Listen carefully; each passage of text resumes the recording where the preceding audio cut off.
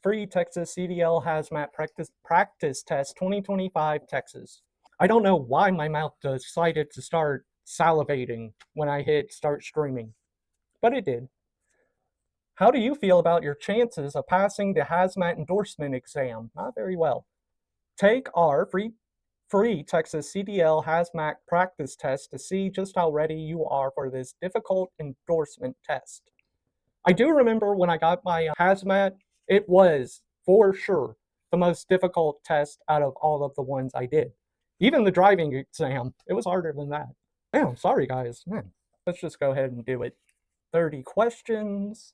What should you avoid doing near hazardous material in the explosive, flammable, or oxidizer class? Braking firmly, freeway driving, downgrade smoking. Correct. You should never smoke around explosive, flammable gas, flammable liquids, flammable solids, or oxidizers. This could lead to an explosion. All right, we're doing good so far. If there is a hazardous substance spill, the Department of Transportation and EPA will need a report. You can find a list of these substances you used to have a book. If you had hazmat, you had to have this little book. List of hazardous substance and reportable quantities, hazardous materials table, list of marine populations, hazardous material index. I think it was that index. Nope, it was list of hazardous substances and reportable quantities. I thought that was in the hazardous material index. Thank God I'm not going for my hazmat. Special training to be able to drive vehicles transporting radioactive material must be provided by the courier, the driver's employer, the driver, the shipper. Let's see. Special training to be able to drive vehicles transporting radioactive materials must be provided by the driver's employer, right? The carrier, you're not going to train yourself, at least not in the eyes of the law. I'm pretty sure it's the driver's employer. That would be their responsibility to make sure their employees have proper training to transport materials that they specializing in transporting. I think it's going to be correct. Any special training required to drive radioactive materials must be provided by the driver's employer or designated representative. Which of the following cannot be described by using a hazardous class or ID? Oxygen, poison, non-hazardous materials, radioactive. It's the non-hazardous. I think the oxygen on here is meant to trying to trip you up like you fail. Or maybe, I don't know, Texas is weird. But I think some people would see that and be like, I'm breathing oxygen right now. I got oxygen in my lungs. Am I hazardous? Pure oxygen is inflammable, which means flammable. I know, Dr. Nick, it's a wild country, but let's go non-hazardous material. Correct. The only things allowed to be described using hazardous class or ID number are actual hazardous materials. That makes sense. Hazardous materials cannot be described in such manners. That makes sense. You wouldn't want a truck full of tortillas to say radioactive. That would probably freak people out. Which document must the carrier provide to each driver who is transporting Division 1112 or 13 explosives? I want to say it's the FMCSR. Correct. I'm doing pretty good. That's the book I was talking about. Along with written instructions on what to do if the driver is delayed or in an accident. Each carrier must provide each driver with FMCSR Part 397 in order for them to transport Division 1112 or 13 explosives. I don't think I ever did explosives. I did lots of stuff that would explode eventually. I did a lot of work for Raytheon, and I would do all the Tomahawk missiles and stuff. I think that's what they were called. But I would transport them before they had any kind of explosives installed. One of the most grim and one of the most cool loads I ever transported in my Class A days was for Raytheon, and they really liked me for some reason. I don't know, maybe you can tell me why. But they would give me a lot of the top, I want to say top secret, but I don't know. You had to do classes or whatever to get that certification from Raytheon, not DPS, to transport those kinds of materials, secretive, top secret, whatever.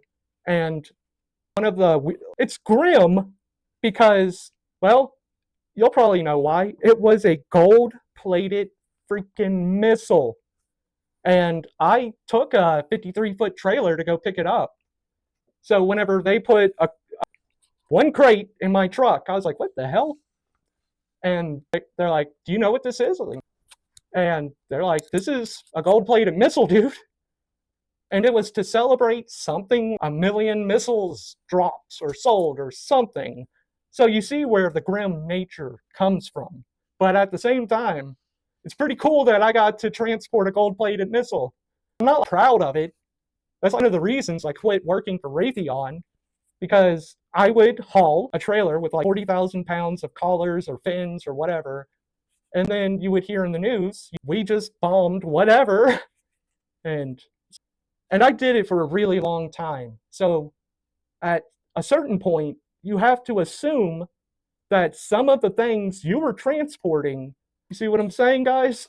And I get the need for war sometimes, but for the most part, I am a pacifist. No war is a good war. It's just war in general is bad.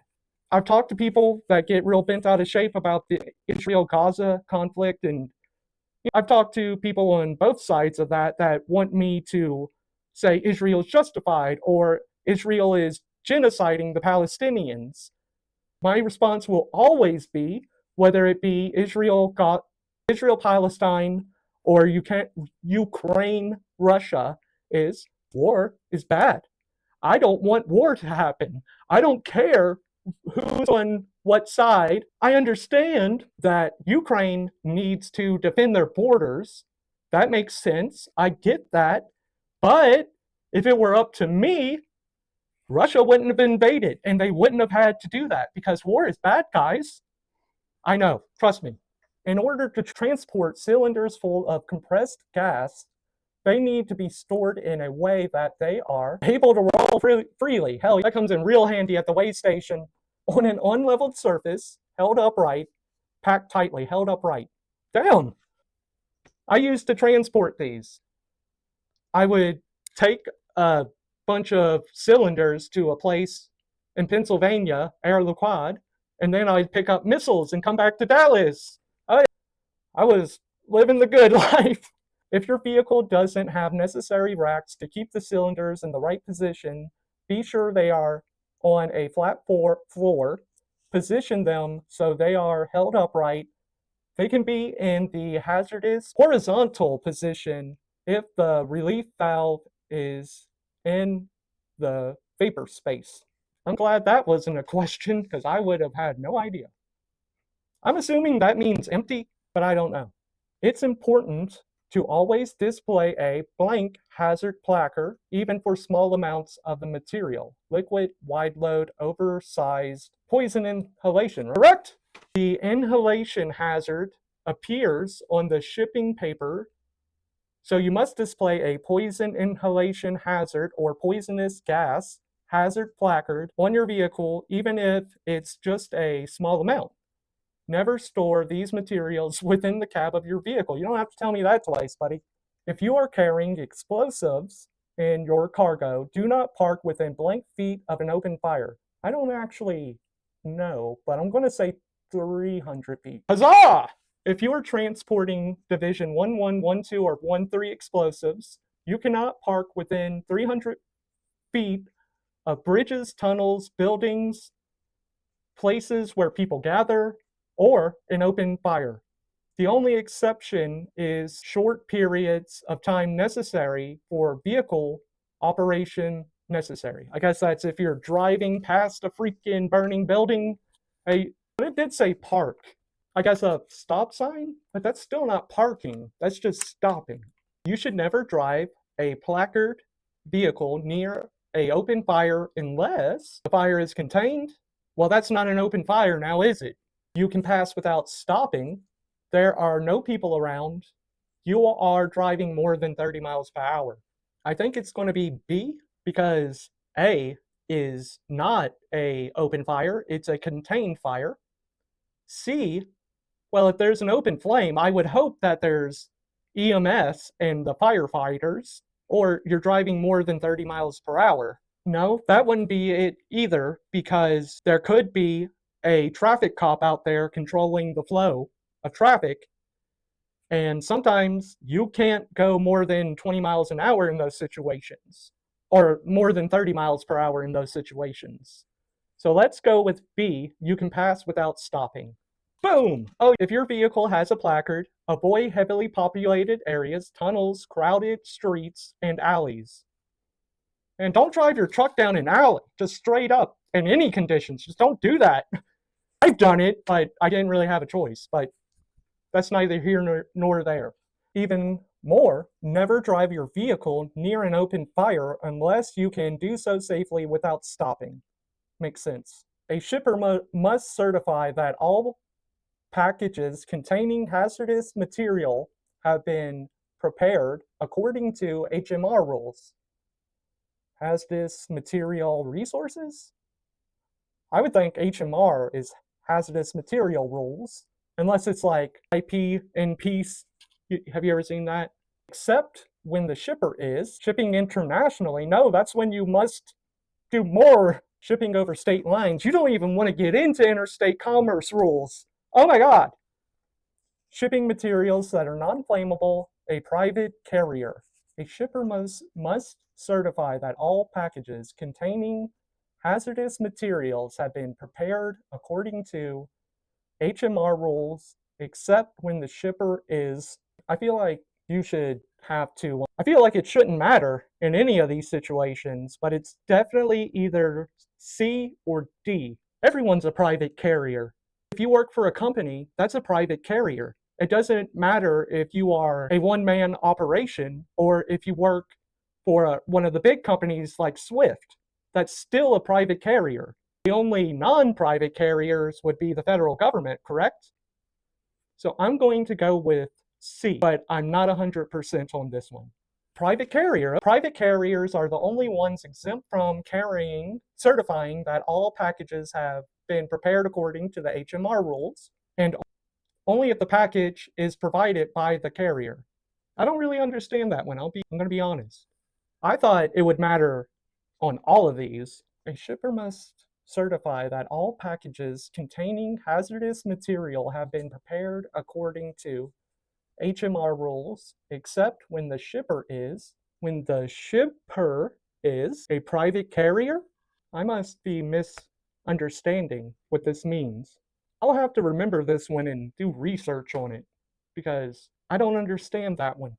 Food for animals and humans should never be loaded in the same vehicle as blank materials. Flammable, corrosive, poisonous, oxygen. It seems like the obvious answer would be poisonous. I didn't get the last one either, so let's see. Correct, that's good. That's a common sense one. All Class 2 materials labeled as poison or poison inhalation hazard can never be loaded in the same vehicle as food material, nor the cab or sleep. Oh, the sleeper, sleep of the vehicle. I always associate cabin sleeper as being the same thing, but I do see what it's saying. And you probably don't want that in your cab or sleeper. But that's just me. I'm a bit weird like that. What amount of chlorine in your cargo would require you to stop at a railroad track? More than 1 ounce, more than 1 pound, more than 10 pounds, any amount. So I know that for hazardous materials, for it to require a placard, it has to be over 2,000 pounds or more than a ton. So if you were transporting one skid of 1,000 pounds, it might have been 800 pounds. Just for this argument, if you were transporting one skid with 1,000 pounds of hazardous materials, as long as that was the only thing on the truck or trailer that is a hazardous material, you don't have to placard. If you have 1,000 pounds of bleach and 1,000 pounds of ammonia, you got to placard up, because they can combine and create a poison inhalation. But chlorine, I know chlorine is a pretty aggressive chemical. I'm going to say 1 pound because 1 pound can mess you up, but it may be any amount. But I'm going to choose 1 pound. 1 ounce, I believe, would be not enough. 1 pound is 16 ounces. Let's see. Any amount. If you are carrying any amount of chlorine, have a placarded vehicle, or are driving a tank vehicle used to carry hazardous material, you must stop before a railroad crossing. Be sure to stop 10 to 50 feet before the nearest rail. That makes sense, because I know hazardous materials, if you got placards on your truck, you got to stop at every rail crossing, just across the board. It doesn't matter if it's active. It doesn't even matter if it's been decommissioned 100 years ago. It is still a crossing, and you must stop. So with the chlorine, you wouldn't have, under 2,000 pounds, you wouldn't have to placard your truck, but I guess you still have to stop at the railroad track. I wonder if you need a placard for any amount of chlorine, because how else would they be aware that you have it in your trailer? Unless you just feel particularly honest that day, I guess. Do you know why I pulled you over? Because I have chlorine in my trailer, 1,999 pounds of it. No, I didn't know that. Your blinker is out, but go ahead and get out the vehicle. Let's do this thing. Any vehicle carrying hazardous material must have blank placards placed in the designated positions around the truck vehicle. 4. I remember that one. I never got in trouble, thank God, because I always remembered to do it. $10,000 per placard that you don't put up. That's the fine. So let's say your truck needs 5 plaques and you put 5 on the right side, 5 on the left side, and 5 on the back. But you forget to put them on the front of the trailer. You just got a $50,000 fine, and the company is not going to pay that for you.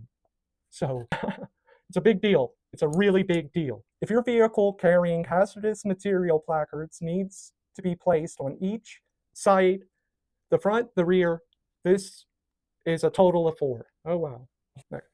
While transporting hazardous materials, you learn that one of your tires has a leak. You should drive to the next town, make it their problem. I like it. Call emergency services. No, that's what babies do. Stop safely. Oh, and fix it. Avoid braking. How are you going to discover the tire if you're driving? Stop safely and fix it.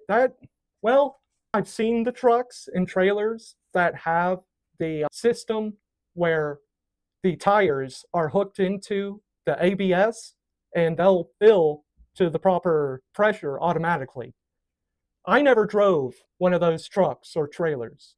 Everything I did was like old school. So I want to say stop safely and fix it. That should be it, right?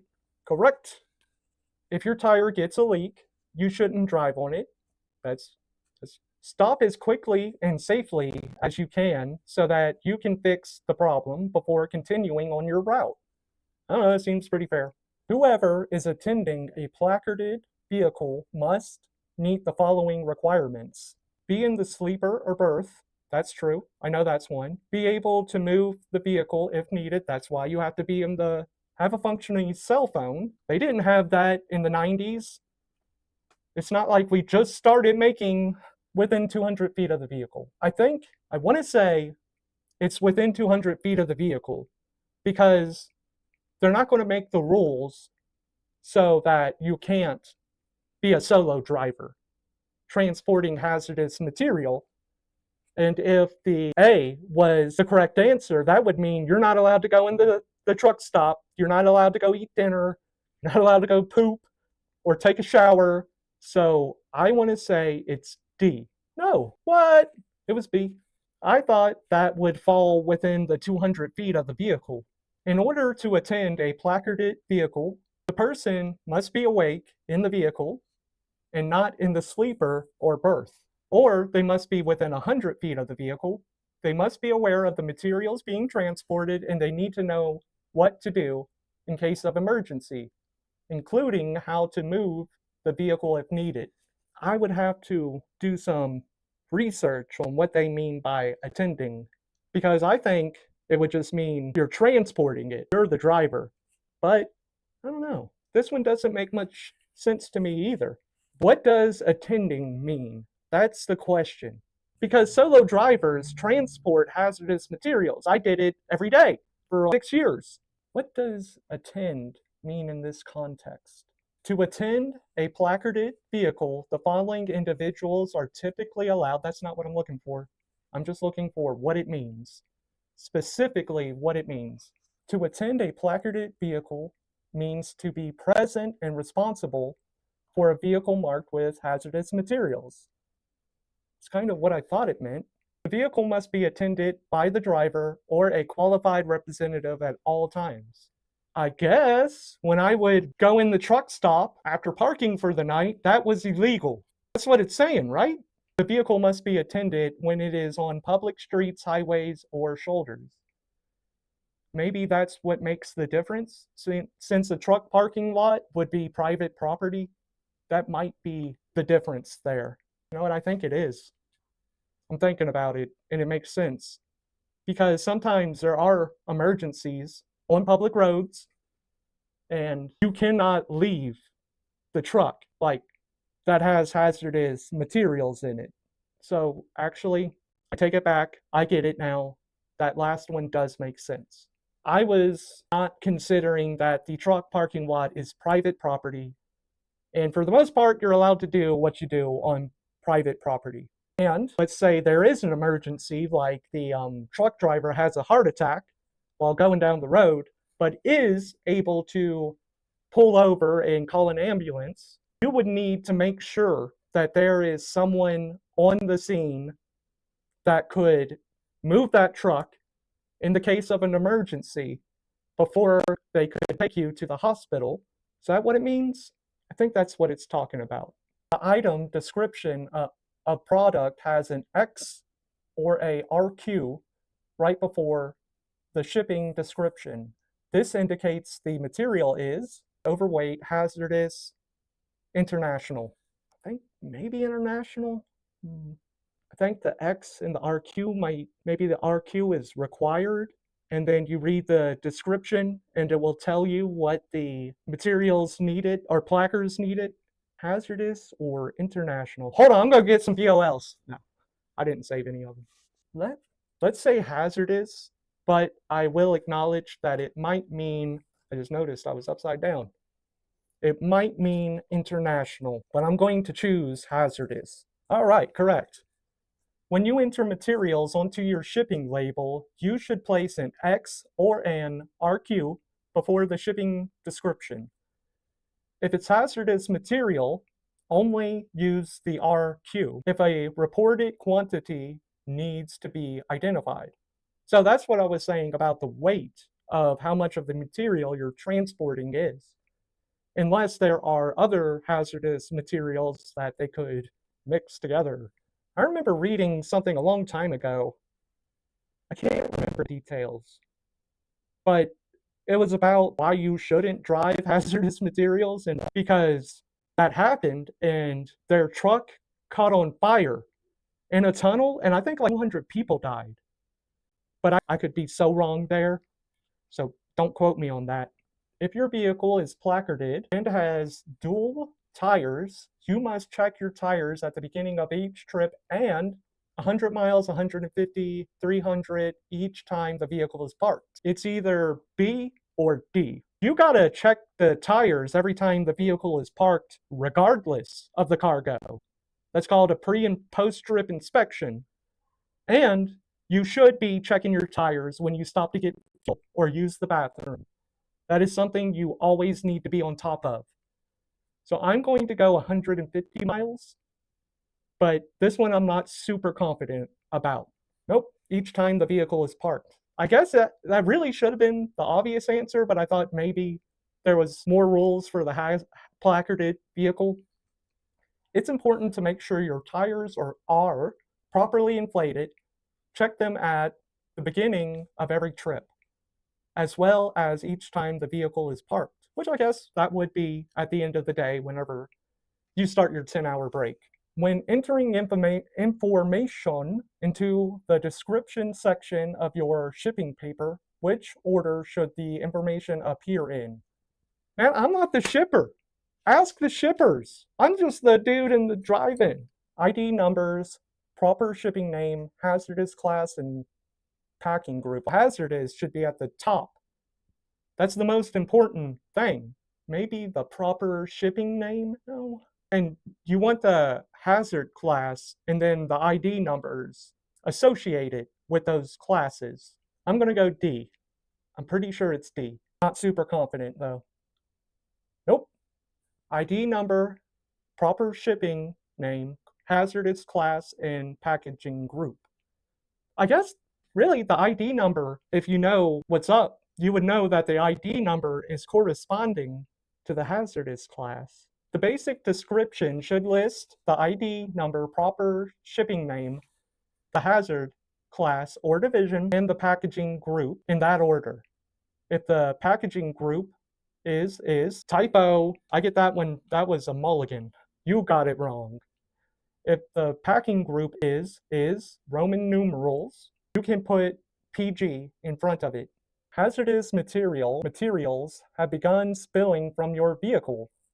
You should move your vehicle away from the road, away from any downgrades, which is like going downhill or a mountain, no more than safety requires, into the nearest town. Heck, I would say no more than safety requires, because if it's leaking out of the vehicle, you don't want to spread it too much. I'm going to go C. Good. I was 2 wrong in a row, so I'm glad I got one. When hazardous material spills from your vehicle, safety should be the primary concern. Do not move your vehicle if you can't do it without endangering yourself or others. And if you must only move it no more than safety requires you to. Ugh. I think this hat is cutting off the circulation to my brain. Wait, no, I got the last one right. Who is responsible for putting hazard warning labels on packages, providing proper shipping papers, emergency response information, and proper placards?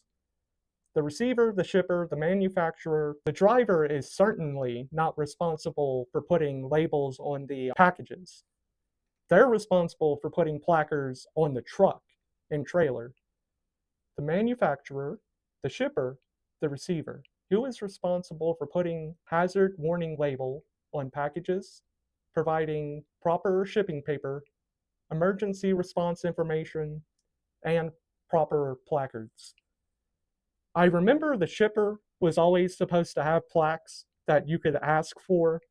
They rarely ever had any plaques, so you would have to just take what you had and make it work until you got to a truck stop where they sell all the placards in the world. The manufacturer, do they ship? It has to go from the people that made it to wherever. So you want to say the shipper, but it has to get to the shipper. So the manufacturer would need to properly label it as part of the manufacturing process, right? I think it's C, but it might be B. And I swear to God, if it's D, I feel bad for them truckers. I think it's C. No, it's the shipper. Well, I guess the manufacturer could be the shipper. The shipper is responsible for the warning labels on packages, proper shipping papers, emergency response information, and placards. This helps communicate the hazard to the shipper, carrier, and driver. Wait a minute. Hold on. The shipper is warning themselves? You see what I'm saying? The shipper is responsible for warning labels. This helps communicate the hazard to the shipper. The shipper is warning themselves? I don't know about that, guys. Look, I've been wrong on this test, and I totally accepted it and came to a point of understanding why I was wrong. That's the most important thing you can do when you're learning anything. I was wrong, but let me find out why I'm wrong so I can reach a point of understanding. This feels like a contradiction because you're saying the shipper is responsible for warning the shipper. I don't accept these results. I believe the manufacturer is responsible for labeling everything because they made it. And how is it going to get to the shipper without being properly labeled? You see what I'm saying? I think this one's wrong. The reason there are hazardous materials regulations is to ensure the safety of drivers and equipment, mostly the equipment, to contain the material and to provide necessary payments, limit the transportation of hazardous materials. That makes no sense. Communicate the risk. I believe that's it. Explain the use of the materials? I don't know about that. I'm going to go with communicate the risk. Correct. The reason we have so many hazardous materials regulations is to ensure the driver and equipment are safe to contain the material properly and to communicate the risk to the shipper, driver, and carrier. There we go again. The shipper warns themselves. I think the manufacturer, right there is why the manufacturer has to put the labels on it so that it can get to the shipper. But I could be wrong. You have been assigned to transport hazardous materials over a route you are not familiar with. You should check the route and permits needed. You should check the route and permits needed. True? This isn't a true-false question, though. When you cross the state line, oh, buddy, you're too late. It is too late once you've done that, okay? You've arrived after you load the cargo before you make the trip. I made a mistake in Colorado once. Thank God a cop didn't see me. There's a route going, I know it's like around Denver, and it's about an 80-mile corridor that you can take, like, or just, four-wheelers, and it cuts off a pretty good bit of time if you were to try to stick to the major highways and the interstate. There's a block of that corridor that is no hazardous material allowed on that route. I didn't know that. That's on me. That is 100% on me. I should have examined the route to make sure that it was safe and that I wouldn't be breaking any rules or laws. Thankfully, I learned that after the fact and not during. So I didn't get in any trouble, thank God. I could have gotten in a lot of trouble, like for real. That's one of my biggest mistakes I made out on the road. And thankfully, I didn't get in trouble. That doesn't take away from it being a major mistake I made. When you have been assigned to transport, oh yeah, take the trip. Correct.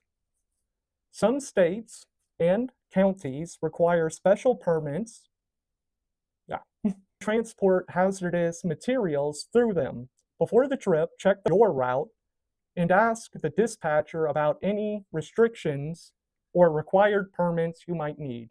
Wouldn't that be nice? If you are transporting explosives or other flammable materials, you should never use flares to alert other vehicles of your presence. If you have to pull over, what should you use instead? Reflective triangles. Correct. If you break down or have to pull to the side of the road, you need to alert other drivers to your presence. However, if you have flammable materials, you do not want to use flare. Instead, use the reflective triangles or red electric lights. Every truck has to have those reflective triangles on it. Like if you're getting a inspection, like a DOT inspection, and you don't have those triangles, you're going to get shut down on the spot. You're getting shut down. Ask me how I know. No, I've been shut down before, but not because of that. In the event of an emergency while transporting hazardous material, you should leave the shipping paper in the driver's seat. Yes.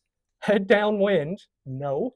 Warn others that there is danger. That's why you put the shipping paper in the driver's seat. Call your employer.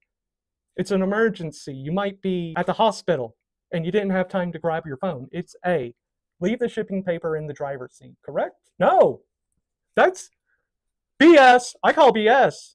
That's the warning. That is the warning. Is the warning. Leaving the paper in the driver's seat is the warning. Okay.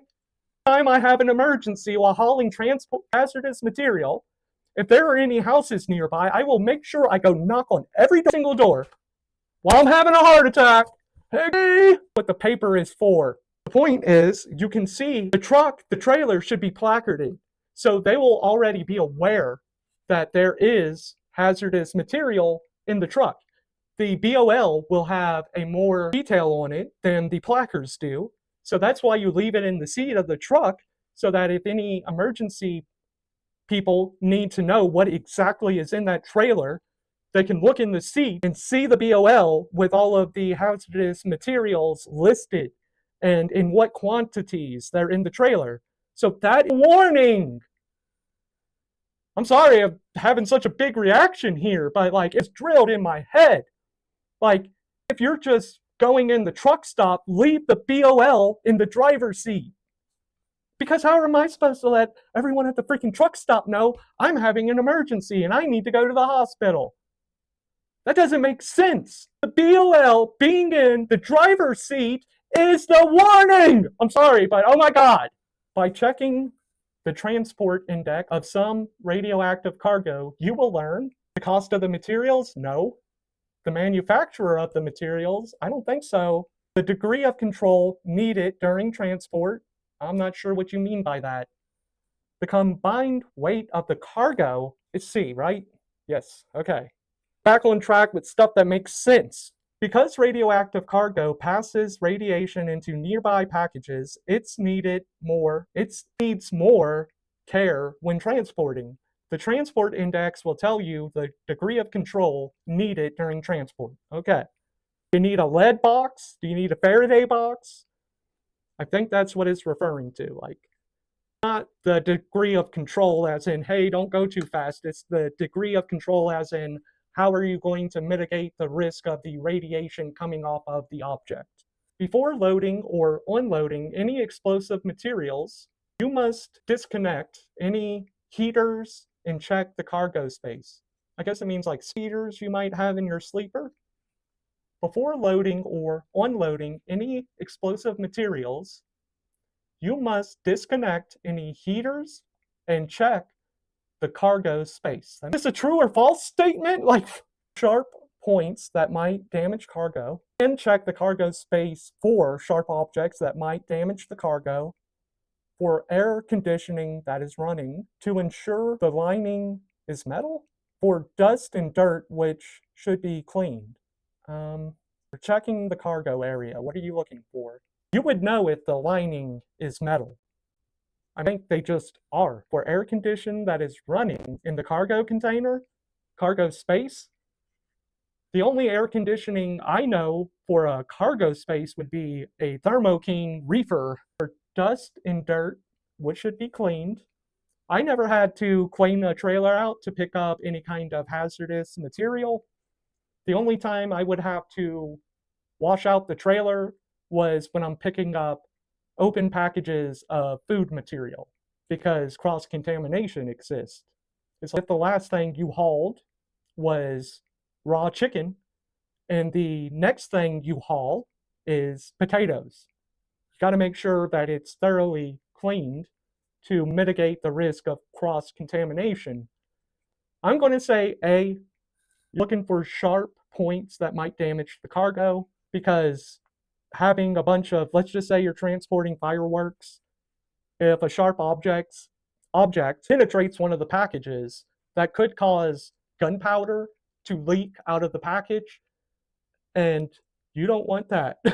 Like, no, this would be, I don't know how rare or how difficult this would be to happen, but let's say the truck gets unloaded and you or the receiver noticed that one of the packages had become damaged and started leaking black powder on the floorboard of the truck, and then for some reason you decided to throw a dance party in the trailer, so you're in the trailer stomping around having a good time, and then you stomp in the right place, and guess what, you just lost your leg, and depending on how much powder it is, you might die.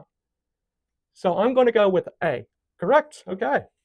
Loading and unloading explosive materials, shut off the engine to your vehicle, then make sure the cargo off the cargo space heaters, I've never had a trailer that had space heaters in the trailer. I've never even heard of that. Maybe the flower trucks, maybe they have heaters to simulate a day-night cycle inside the trailer. Maybe. I've never done floral anything. Sharp points like nails or broken side panels that might damage the cargo.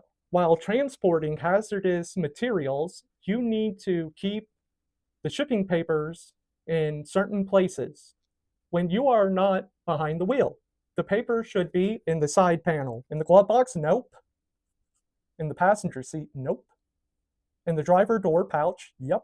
Separate from emergency response information, no. What? In the driver door pouch. See, that's what the other one was, like with the seat in the driver's seat.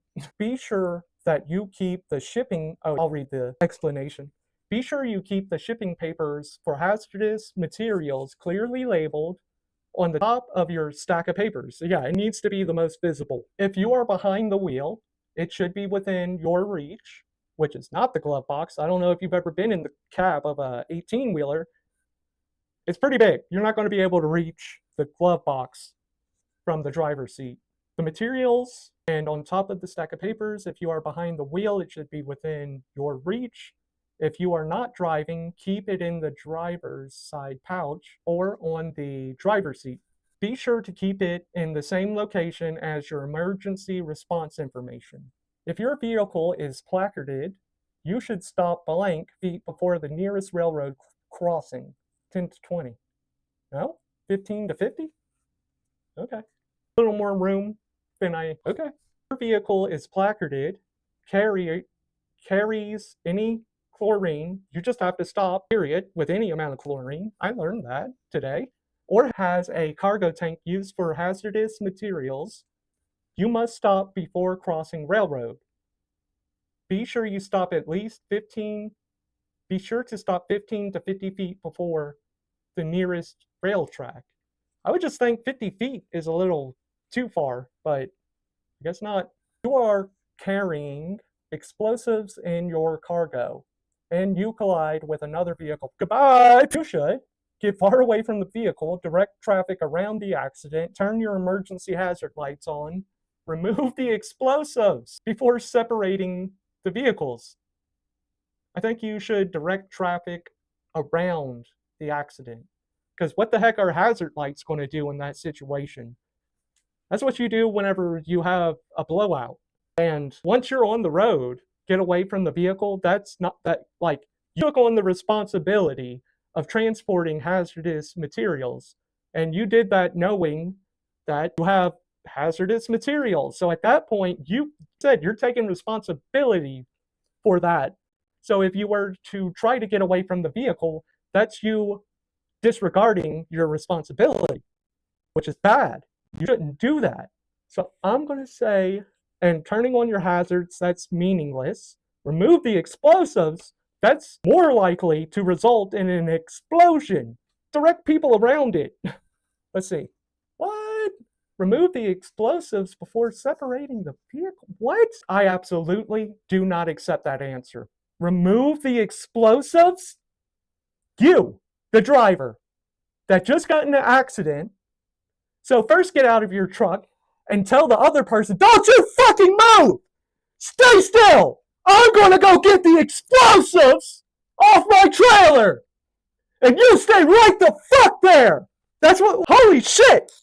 And like I was saying earlier, for there to be a requirement for you to placard your truck, there has to be 2,000 pounds of that material. So, hold on, I gotta go get 2,000 pounds of explosives off my truck. So don't you move. Nope, I don't accept this answer. I completely reject this answer, straight up. That's insane. You need to refuel your vehicle while transporting hazardous material. You must remain at the fuel nozzle. That's always true. Leave the engine running. Hell no. An attendant to pump your fuel. Look, they don't even do that for you in New Jersey. Like, four-wheelers, they get the luxury of having a gas station attendant come pump their fuel. but not truck drivers. You're responsible. Uncouple the trailer and leave it somewhere else. Remain at the fuel nozzle. Okay, thank you. While pumping your fuel, be sure that you always remain at the nozzle where you can control the flow of fuel. Be sure that your engine is off, before so. Okay, let's see if I passed. 67%. 20 correct, 10 incorrect. That's 66%. I reject this whole freaking. You need to score 80% or higher to pass this Texas DMV practice test. DPS! This website is just bunk. CDLpracticetest.com. We've added the 10 questions you missed.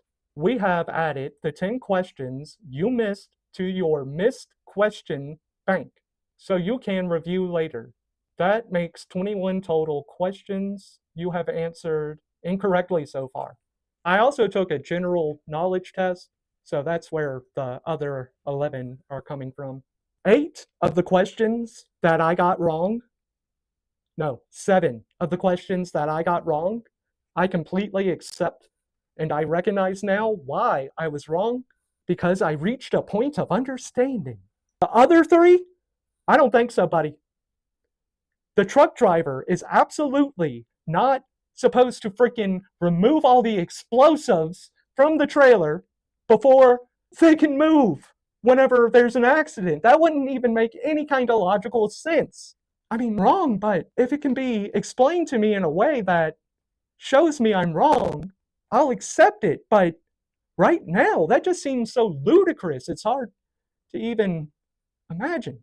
I don't know. Thankfully, I'm not going for a hazmat license. I just wanted to do that for fun, to see how much of that information I retained. And I feel like a lot. I feel like I did pretty well, especially with the explanations for why the right answer. I don't know. Like I said at the beginning of the stream, I'm not going to go take any more tests at the DPS until Monday. So over the weekend, I'll do some more practice tests and I'll stream them. I won't wear this hat because it's a lot.